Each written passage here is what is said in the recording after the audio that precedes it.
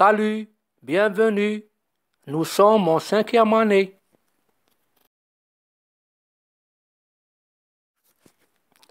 Mes chers élèves de la classe 5e année primaire, bonjour. J'espère que vous allez tous bien. Je comprends, je communique. Je comprends, le verbe est conjugué à la première personne du singulier. Il est au présent de l'indicatif. Son infinitif est comprendre. Il se termine par DRE. C'est un verbe du 3e groupe. Il a pour nom compréhension. Je communique. Le verbe est conjugué aussi à la première personne du singulier.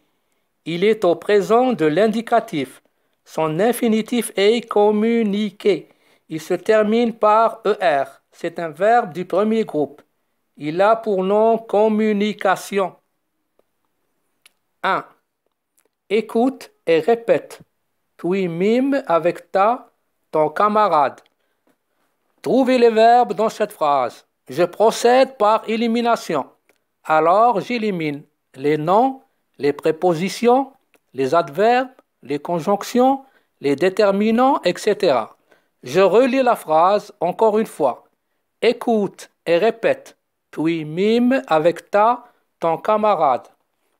Et est une conjonction de coordination. Puis est un adverbe. Avec est une préposition. Ton, des déterminants possessifs. Camarade est un nom. Alors, après avoir éliminé et, qui est une conjonction de coordination, la conjonction de coordination sert à relier les mots ayant la même fonction. Exemple, 41. Massinissa et Yessin. Nous avons là deux nombres et deux noms reliés par et. 41. C'est des nombres. Massinissa, Yessin. C'est des noms. Puis qui est un adverbe, avec qui est une préposition, ton, des déterminants possessifs, camarade qui désigne un être, donc un nom. Il nous reste 3 mots, écoute, répète et mime.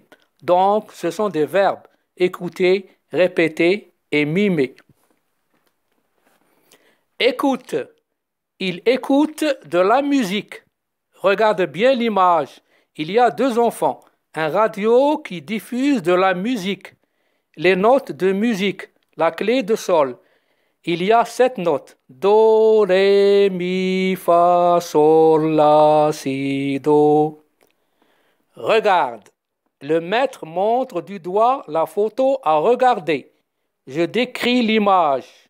Elle est affichée au tableau. Il y a une forte pluie. Il y a aussi une inondation. C'est une grande quantité d'eau qui se répand. La voiture jaune est emportée par les eaux. Écrit.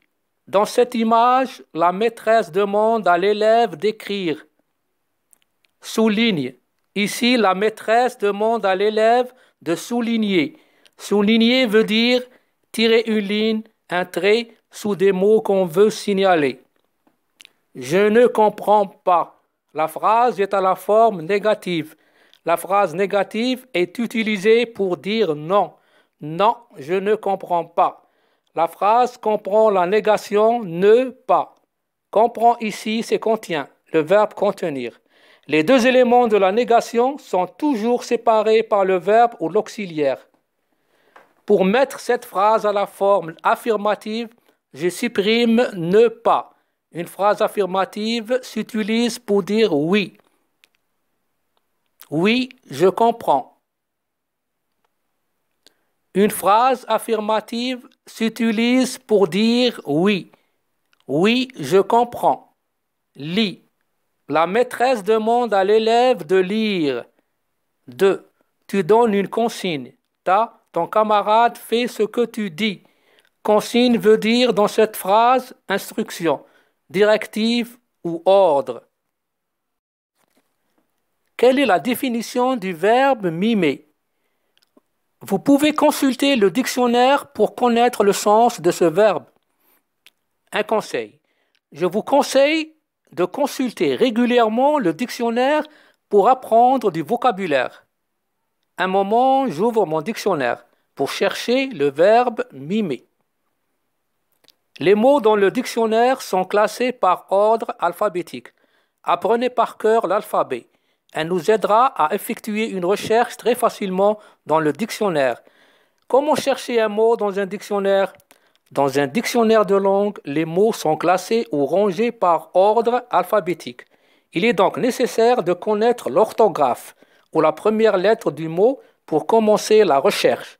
Après avoir trouvé la première lettre du mot, on cherchera la deuxième lettre et ainsi de suite. Dans un dictionnaire, les verbes sont à l'infinitif. Donc, pour trouver rapidement le mot mime, je dois le mettre à l'infinitif. Mimer.